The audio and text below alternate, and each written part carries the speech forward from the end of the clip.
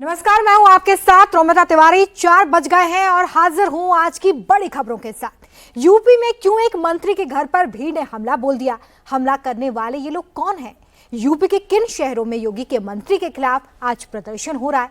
बिहार में मोदी की मां को गाली देने के खिलाफ बंद में आज क्या क्या हुआ? कहां नकली नोट छापे जा रहे थे? दिल्ली में यमुना का पानी कहां तक पहुंच गया है? ये सब कुछ आपको बताएंगे। एबीवीपी के कार्यकर्ताओं को गुंडा बोलने पर अब बवाल बढ़ गया है। पहले 3 सितंबर को लखनऊ में हंगामा और बवाल हुआ।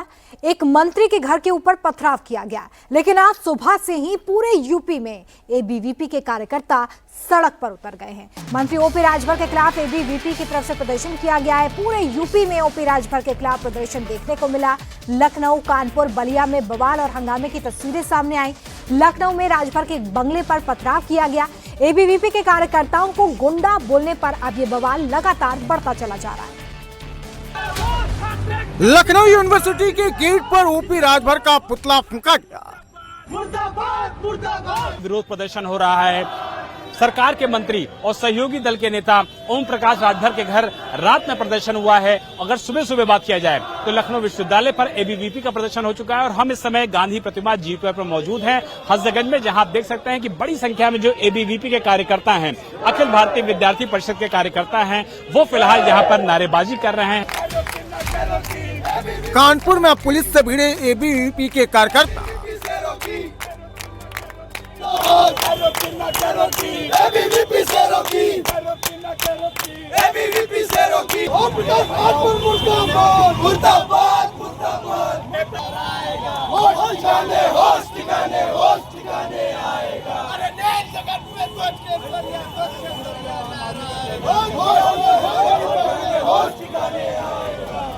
कानपुर में एबीवीपी के कार्यकर्ताओं के साथ पुलिस की नोकझोंक भी हुई।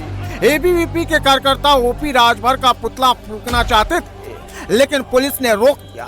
इसके बाद प्रदर्शनकारी एबीवीपी के कार्यकर्ता भड़क गए और पुलिस से भिड़ गए।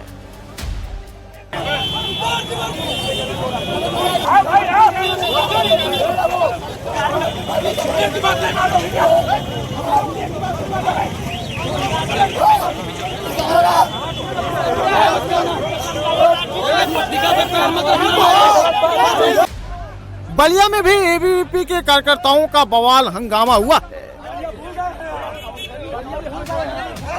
एबीवीपी के कार्यकर्ताओं को गुंडा कहने पर यूपी में बवाल बढ़ गया है। एबीवीपी के कार्यकर्ता पूरे राज्य में ओपी राजभर का खिलाफ मोर्चा खोल दिए हैं। आज पूरे यूपी में ओपी राजभर का खिलाफ एबीवीपी के कार्यकर्ताओं ने जोरदार हंगामा किया।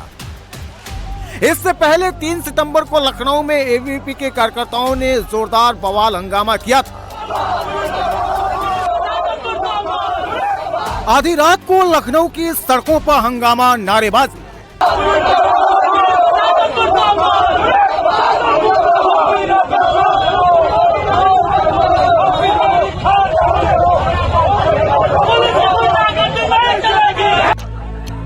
रात के अंधेरे में वीवीआईपी इलाके में योगी के मंत्री के बंगले पर पथराव।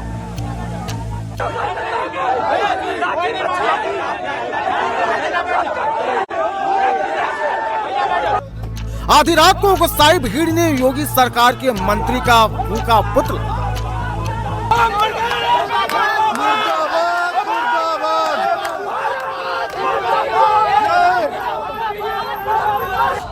हंगामा, बवाल, पत्थरबाजी, पुतला दहन की ये तस्वीर यूपी की राजधानी लखनऊ की है और गुस्साई भीड़ योगी सरकार के मंत्री ओपी राजभर के बंगले के बाहर हंगामा और पथराव कर रही है।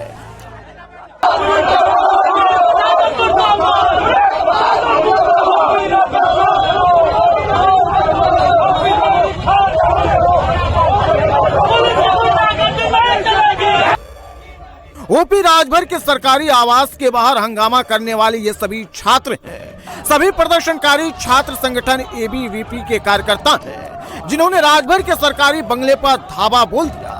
एबीवीपी कार्यकर्ता बंगले के अंदर दाखिल होने लगे, लेकिन पुलिसकर्मियों ने गेट को ब्लॉक कर दिया और भीड़ को दरवाजे से दूर हटा दिया। बुधवार रात 9 बजे एबीवीपी कार्यकर्ता लखनऊ में मंत्री ओपी राजभर के घर के बाहर पहुंच गए और नारेबाजी करने लगे। गुस्साए एबीवीपी के कार्यकर्ताओं ने देखते ही देखते पथराव शुरू कर दिया।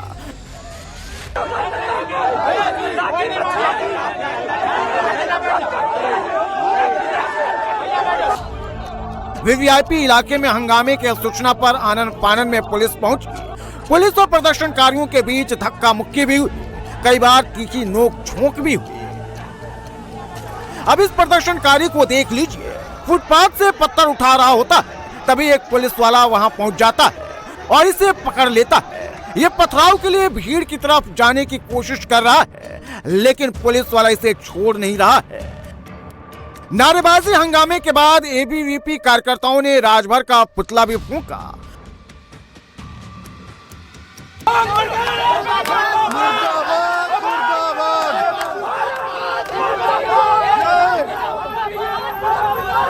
हंगामा बवाल पथराव के बाद एक्शन में आई पुलिस ने एबीवीपी के कई कार्यकर्ताओं को हिरासत में लेकर इको गार्डन भेज दिया।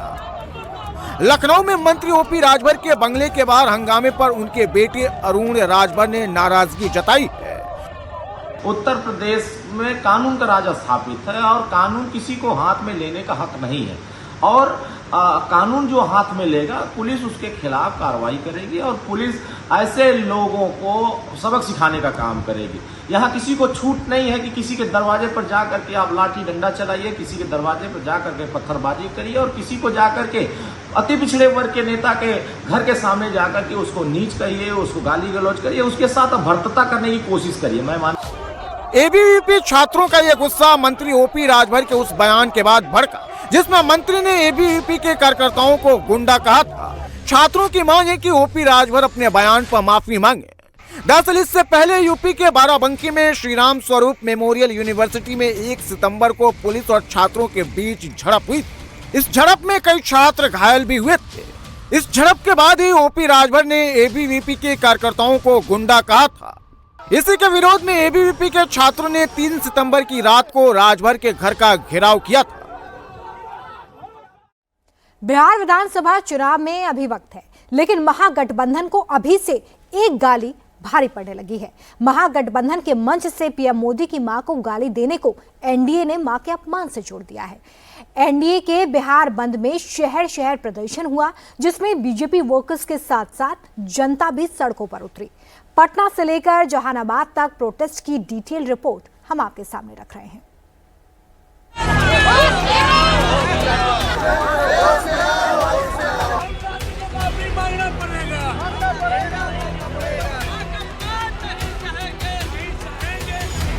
पटना में इनकम टैक्स चौराहे पर प्रदर्शन।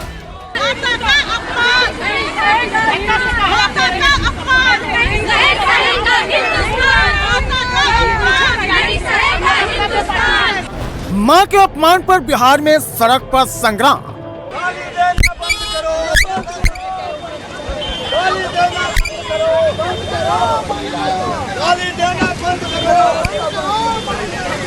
गालीबाजी के खिलाफ बिहार में सड़कों पर महाजाम।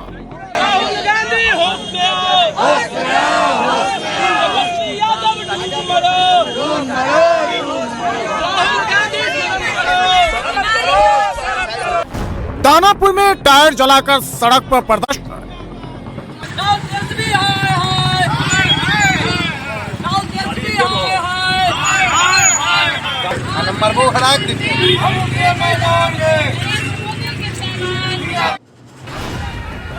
जहानाबाद में बंद के दौरान मारपीट हंगामा।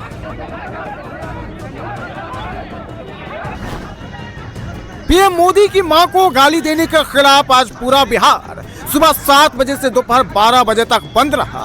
पटना, दानापुर, गया, जहानाबाद समेत पूरे बिहार में सड़क पर घमासान दिखा। पटना में बिहार बीजेपी के बड़े नेताओं ने मोर्चा संभाला, तो दूसरे जिलों में बीजेपी के कार्यकर्ताओं और सहयोगियों ने बिहार बंद के दौरान एक खास बात दिखी। इस बार सड़क पर सबसे ज्यादा महिलाएं दिखी।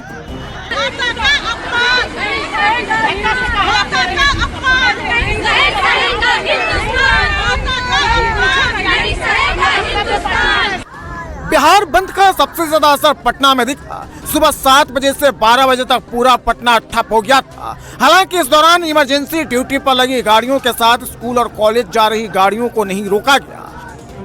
इनकम टैक्स चौराहे के आसपास जितनी भी सड़क है, हर जगह एक जैसी तस्वीर। यहाँ भी देखिए, महिलाओं का एक अलग ग्रुप यहाँ पर सड़कों पर है। प्रधानमंत्री नरेंद्र मोदी की मां को लेकर दरभंगा में कांग्रेस के मंच से जिस तरह की बातें कही गई उसको लेकर काफ़ी नाराज हैं कार्यकर्ता, और इसलिए आज एनडीए की तरफ से बिहार बंद का ऐलान किया गया। यहाँ भी देखिए काफ़ी संख्या में महिला कार्यकर्ता और सबके हाथ में पार्टी का झंडा और पोस्टर है। तमाम ये कार्यकर्ता पार्टी के झंडे बैनर के साथ यहाँ सड़क पर पहुँच गए हैं। इस पूरे हिस्से में आप देखें इनकम टैक्स चौराहा पर ट्रैफिक जो है यहाँ पर अभी रुक गई है, क्योंकि हर तरफ कार्यकर्ता हैं यहाँ पर। यहाँ जो कार्यकर्ता हैं उनसे बात करते हैं। हाँ, ये बताइए कि आप लोग सड़कों पर हैं आज प्रधानमंत्री के अपमान को लेकर, तो ये प्रदर्शन जो है आगे किस तरह से बढ़ेगा?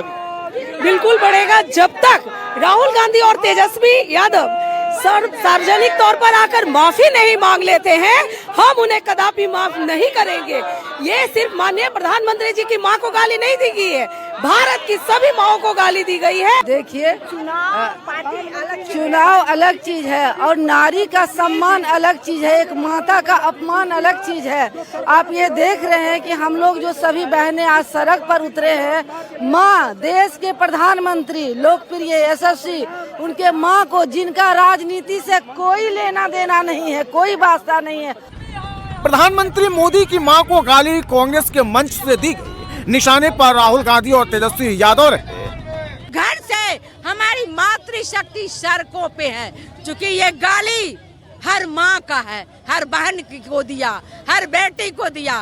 तो आज राहुल गांधी तेजस्वी यादव को चेतावनी देते हैं, चैलेंज करती हूँ कि आप बताओ, आप सफाई दे रहे हो कि भाजपा ने गाली दिया। मैं पूछना चाहती हूँ, अगर आप ही के मंच से तेजस्वी यादव जी, राहुल जी आपकी मां को गाली देता माइक से, तो क्या आप चुप रहते? बिहार की राजधानी पटना में बिहार बीजेपी के बड़े नेताओं ने मोर्चा संभाला। सांसद रविशंकर प्रसाद, बिहार बीजेपी अध्यक्ष दिलीप जायसवाल समेत कई बड़े नेता इस बंद में शामिल हुए, क्योंकि ये मामला सिर्फ पीएम मोदी की मां को गाली देने भर का नहीं है, बल्कि महिलाओं के सम्मान से जुड़ा है। ये बेशर्मी की पराकाष्ठा है। हम सभी अंदर से मां का सम्मान करते हैं। अब बात यूपी की, जहां पर अपराधियों के खिलाफ पुलिस का ऑपरेशन जारी है। पिछले 24 घंटे में 6 जिलों में ताबड़तोड़ एक्शन हुआ है, जिसमें 8 बदमाशों के पैर पर गोली लगी है। यूपी में एक बात एकदम क्लियर है, कानून तोड़ोगे तो कभी दौड़ नहीं पाओगे। एक अपराधी के कंधे का सहारा देकर पुलिस वाले उठाते हैं, फिर अपराधी की तलाशी लेते हैं। एक पॉकेट से 2 जिंदा कारतूस और एक पॉकेट से मोबाइल और कुछ पैसे बरामद होते हैं। पुलिस ने इस अपराधी को इसके गुनाह की ऐसी सजा दी कि ये अपने पैरों पर चल भी नहीं पा रहा। पुलिस के साथ एनकाउंटर में इसका एक और साथी पकड़ा गया। दोनों का नाम है सूर्यकांत चौरसिया और अर्जुन मिश्रा। इन दोनों का गुनाह यह है कि दोनों अपने एक और साथी के साथ मिलकर 30 अगस्त को कानपुर के सिकंदरपुर लोहरी मार्ग पर स्कूटी सवार दंपति को अपहरण करने का प्रयास किया। पीड़ित दंपति की शिकायत के बाद कई धाराओं में मुकदमा दर्ज किया गया। उसके बाद से इन अपराधियों की तलाश जारी थी। गुरुवार को तड़के पुलिस को जानकारी मिली ये अपराधी अपने एक और साथी के बाइक से कहीं जा रहा था, तो पुलिस ने घेराबंदी की, जिसके बाद इन दोनों ने पुलिस पर फायरिंग करते हुए भाग निकलने की कोशिश की, लेकिन पुलिस की जवाबी कार्रवाई में दोनों के पैर में गोली लगी, जिसके बाद ये पकड़ लिए गए। इन अपराधियों के पास से पुलिस को एक अवैध तमंचा, कई जिंदा कारतूस और एक मोटरसाइकिल बरामद की। आगरा में पुलिस को बड़ी सफलता मिली। पिछले 15 सालों से फरार इस अपराधी सत्यभान उर्फ करुआ को धर दबोचा गया। सत्यभान पर लूट और चोरी के कई मुकदमे दर्ज थे। पुलिस ने इसके ऊपर 25,000 रुपए का इनाम रखा था। चेकिंग के दौरान इसने पुलिस पर फायरिंग की, जिसके बाद पुलिस की जवाबी फायरिंग में इसके पैर में गोली लगी। पुलिस ने इसके पास से एक तमंचा और जिंदा कारतूस बरामद किया। बाराबंकी में भी पुलिस ने 15,000 का इनामिया बदमाश सुनील लोनिया को अरेस्ट किया। पुलिस ने जब इसको बाइक रोकने का इशारा किया तो इसने बाइक से कूदकर भागने की कोशिश की और पुलिस पर फायरिंग की, जिसके बाद पुलिस ने जवाबी कार्रवाई की, जिसमें लोनिया के पैर में गोली लगी और वो भाग नहीं पाया। पुलिस ने इसके पास से एक तमंचा, कई कारतूस, 1,000 रुपए कैश और बाइक जब्त की है। उन्नाव में पुलिस ने गाड़ी चेकिंग के दौरान इस अपराधी को पकड़ा। इसका नाम साकेत। इसका अपराध यह है कि 31 अगस्त को गगनी खेड़ा में फायरिंग की घटना हुई थी, जिसमें एक मासूम बच्चे की जान चली गई थी। उस फायरिंग की घटना में यह भी शामिल था। घटना को अंजाम देने के बाद साकेत फरार था। गुरुवार को ट्रांस गंगा सिटी के पास पुलिस गाड़ियों की चेकिंग कर रही थी।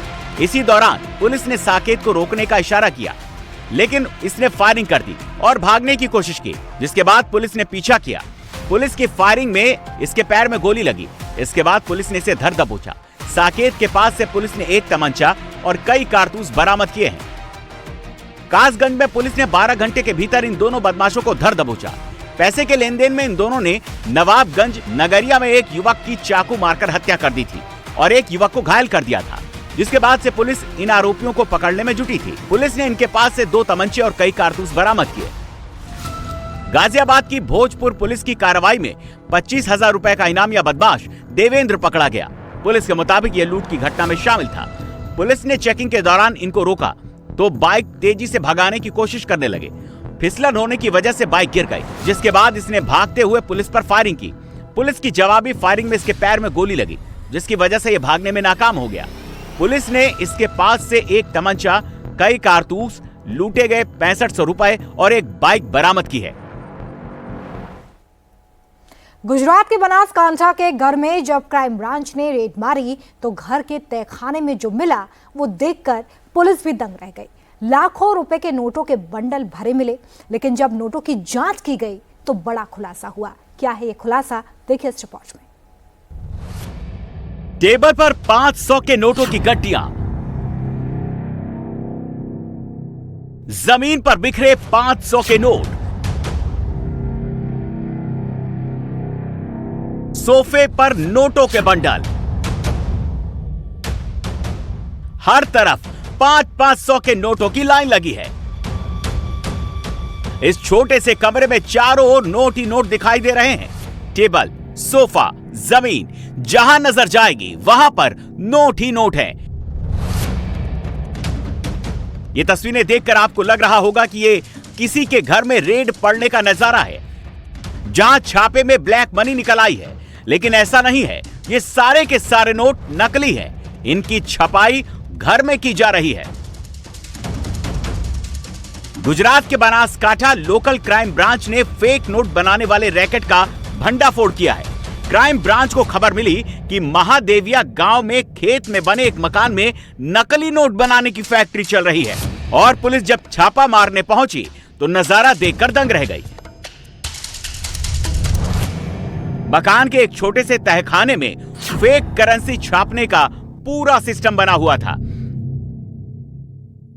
नोटों की छपाई से लेकर नोटों का बंडल बनाने तक पूरी मशीनरी का इंतजाम किया गया था। 3 colour printing machine, paper cutter और स्कैनर समेत सारी जरूरी चीजें रखी हुई थी। क्राइम ब्रांच ने इन लोगों से फेक नोट बनाने की पूरी प्रक्रिया दिखाने को कहा। रैकेट चलाने वालों ने इसका लाइव टेलीकास्ट शुरू कर दिया। देखिए कितनी सफाई से सारा काम किया जा रहा है। स्कैनर से नोट को स्कैन किया जाता, 3 प्रिंटिंग मशीन के जरिए नकली नोटों को जितना चाहे उतनी गिनती में प्रिंट की जाती और फिर एकदम सावधानी से प्रिंटेड पेज को काट कर एक नोट अलग किया जाता, जिसके बाद इन नकली नोटों का बंडल बनाकर इकट्ठा कर लिया जाता। डुप्लीकेट नोटों की मोटी मोटी गड्डियां बाजार में चला दी जाती और ये सारा नकली पैसा मार्केट में फ्लो करने लगता। जो અહીંયા એક બાજુ પ્રિન્ટિંગ ચાલુ છે, એક બાજુ અહીંયા કટિંગ ચાલુ છે। આવો ફોકસ કરો, આ કટિંગનું કામ ચાલુ છે।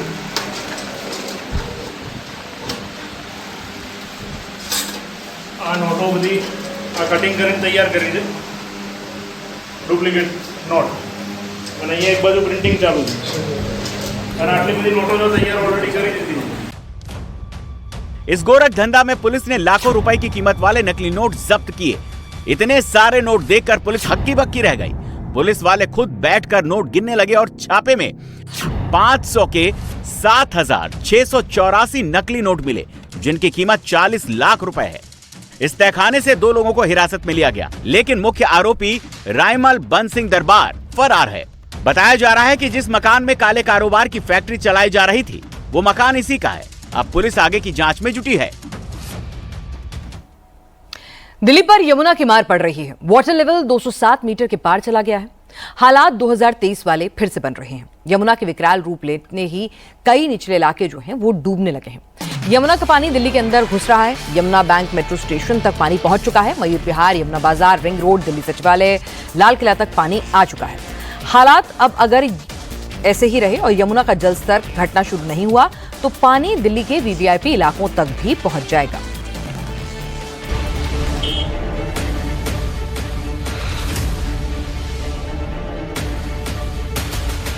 आईएसबीटी, मजनू का टीला, यमुना बाजार, निगम बोध घाट, रिंग रोड, मयूर विहार सब डूब गया है।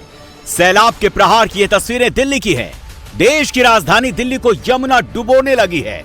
यमुना का पानी वहां तक पहुंच गया जहां लोगों की कभी भी सैलाब का पानी पहुंचने की उम्मीद नहीं थी। दिल्ली में खतरे का निशान पार कर यमुना नदी अब विकराल रूप ले रही है। बाढ़ से दिल्ली की रफ्तार थम गई है। ये मयूर विहार की तस्वीरें हैं। सड़क की बाईं तरफ का पूरा इलाका डूब चुका है। यमुना का पानी हाईवे तक आ गया।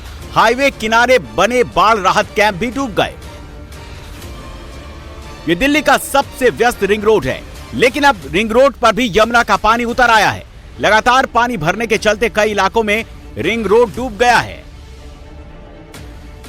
दिल्ली सचिवालय, जहां दिल्ली के मुख्यमंत्री से लेकर तमाम विभागों के मंत्री अधिकारी बैठते हैं, उसके पास तक यमुना का पानी पहुंच चुका है। दीवारों से लगातार पानी रिस रहा है। हालांकि एमसीडी और पीडब्ल्यूडी विभाग के कर्मचारी लगातार सैंड बैग लगाकर पानी को रोकने की कोशिश कर रहे हैं। हैरानी की बात यह है कि दिल्ली में बाढ़ से बचाने के लिए जो राहत कैंप बनाए गए थे, इस वक्त वो भी डूब गए हैं। यमुना बाजार इलाके में राहत कैंप में पानी भर गया। चारों तरफ दरिया बह रहा है। जहां लोगों को सुरक्षित रखने के इंतजाम थे, अब वहीं एरिया सैलाबी आफत की गिरफ्त में है। मयूर विहार फेज 1 से भी ऐसी ही तस्वीरें सामने आई। कल शाम तक जहां लोगों को बाढ़ से सुरक्षित निकालकर ठहराया गया, वो एरिया अब डूब गया है। पूरा कैंप ही यमुना नदी की चपेट में है।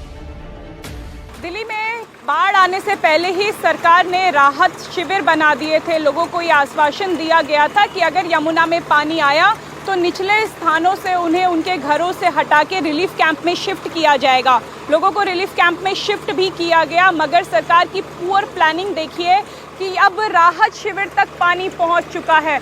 यमुना बाजार के ठीक सामने की सड़क पे कई राहत शिविर बनाए गए थे और अब ये राहत शिविर भी आधे पानी में डूब चुके हैं। जिन लोगों को इन राहत शिविर में शिफ्ट किया गया था, वो अब सड़कों पे रहने के लिए मजबूर हैं। लगभग 20 ऐसे परिवार हैं जो सड़क पे अपना गुजर बसर कर रहे हैं। घुटने तक यहाँ पे पानी भरा हुआ है। बच्चों को भी अगर यहाँ से जाना है तो आधे पानी से होकर गुजरना पड़ रहा है। ये पानी इतना गंदा है, इस पानी में दिल्ली की सड़कों की गंदगी है, सीवर का पानी भी इसमें मिला हुआ है। ऐसे में कोशिश तो की जा रही है कि लगातार यहाँ से पंप के जरिए पानी हटाया जाए, लेकिन यमुना नदी का जल स्तर लगातार बढ़ रहा है। हथनीकुंड बैराज से हर घंटे 1.5 लाख क्यूसेक पानी छोड़ा जा रहा है, जिसके बाद दिल्ली में जो हालात हैं वो सुधरने का नाम नहीं ले रहे हैं। सैलाब में डूबा ये दिल्ली का मोनेस्ट्री बाजार है। पूरी मार्केट डूबी हुई है। दुकानों के बाहर पानी भरने से हालात बिगड़ते जा रहे हैं। नाव चल रही है। लोगों को बचाने के लिए एसडीआरएफ, एनडीआरएफ की टीम नाव के चक्कर लगा रही है। दुकानों में रखे सामान यमुना नदी के सैलाब में बह रहे हैं। दिल्ली की मोनेस्ट्री हम दिखा रहे हैं। ये आप टिबेटन मार्केट भी इसको कह सकते हैं, जहां पर कमर से ऊपर पानी यहाँ भरा हुआ है। सभी लोगों ने अपने दुकानों से सामान निकाल के दुकानों को खाली कर लिया है। वो देखिए, अभी भी कुछ लोग हैं जो सामान निकालते हुए हमें नजर आ रहे हैं। सामान निकाल करके यहाँ पर सभी दुकानों को बंद कर दिया गया है। बोरे लगाए गए थे इस वजह से कि ये पानी सड़क तक ना पहुंचे, लेकिन यहाँ से जो आईएसबीटी जाने वाला रास्ता है मजनू का टीला होते हुए, अब सड़क पर भी पानी आ चुका है। बोरे भी पानी को रोकने में कामयाब नहीं हो पा रहे हैं। जिस तरह से जल स्तर राजधानी दिल्ली में बढ़ रहा है, चाहे वो बेला रोड हो, चाहे वो सिविल लाइंस के इलाके हो, यमुना बाजार हो, और चाहे वो ISBT हो, कई जगह पर जल भराव सामने आ रहा है। पानी के बीच सड़क पर गाड़ियां फर्राटा भर रही हैं। सड़क पर सैलाब का कब्जा है। ये दिल्ली का मजनू टीला का इलाका है। यमुना के बढ़ते जलस्तर से ये हालात बन गए हैं। गाड़ियों की रफ्तार पर ब्रेक लग चुका है। पानी रिहायशी इलाकों में घुस गया है। लोग अब घर छोड़कर जाने को मजबूर हैं। सड़क पर दरिया बह रहा है। दिल्ली में यमुना का पानी अब सड़कों पर उतर चुका है। राजधानी दिल्ली में यमुना खतरे के पार है और देखिए किस तरह से जल भराव हो चुका है। हम जहां पे मौजूद हैं, ये रास्ता मजनू के टीले से आ रहा है। आप देख सकते हैं जिस तरह की लहरें यहाँ पर इस पानी में उठ रही हैं, मानो एक छोटा सा तालाब बन गया है। हमारे ठीक पीछे मोनेस्ट्री मार्केट है, जहां पर अब नाव चलाने की नौबत आ गई है। और देखिए ये पूरा रास्ता जो है वो लबरेज है पानी से, और आगे तक के आपको देखो ये जाम नजर आएगा। ये ISBT की ओर जा रहा है रास्ता, और इस पूरे बड़े से रास्ते में हमें महज एक पंप नजर आ रहा है जो पानी की निकासी की कोशिश कर रहा है, लेकिन नाकाम कोशिश कर रहा है। कल प्रशासन ने बड़े बड़े दावे किए थे और वादे किए थे कि दिल्ली की सड़कों को डूबने नहीं देंगे, जल भराव नहीं होएगा इस बार, लेकिन हमें अभी तक के लग नहीं रहा है कि उन दावों में कोई भी सच्चाई है। क्योंकि यहाँ पर देखिए किस तरह से यहाँ पर जो है किस तरह से पानी भर गया है। गाड़ियां बम्पर टू बम्पर चल रही हैं, गाड़ियों के पहिए डूबे जा रहे हैं। कई लोगों की गाड़ियां खराब पड़ जा रही है, खास करके 2 पहिया वाहन, उनके लिए मानो ये मुसीबत है। कई घंटे लोगों को कहना है कि घंटे यहाँ पर जाम में फंसना पड़ रहा है। इसका हाल आप देख सकते हैं, दिल्ली की सड़कों का हाल देखिए किस तरह से मशक्कत करते हुए नजर आ रहे हैं 2 पहिया वाहन से। आप देखिए 2 पहिया वाहन खराब पड़ गया है। आप देखिए कितना लंबा जाम आ रहा है, पीछे से और ज्यादा लंबा जाम आ रहा है।